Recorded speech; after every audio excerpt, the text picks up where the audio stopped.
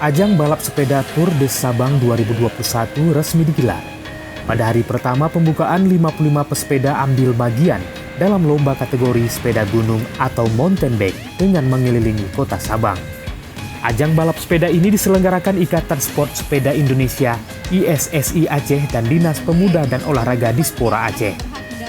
Ketua ISSI Aceh Darwati Agani mengatakan, pelaksanaan Tour de Sabang sebagai upaya pihaknya dalam menghadirkan event olahraga bertaraf internasional di Aceh.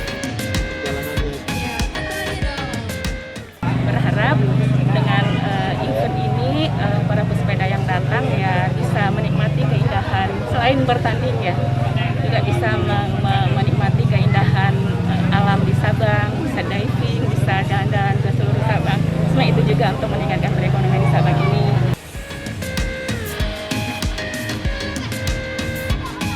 Event Tour de Sabang akan digelar pada 26 hingga 28 November 2021. Akan memanjakan pesepeda dengan keindahan alam di jalur yang bakal dilewati pesepeda di Pulau Weh.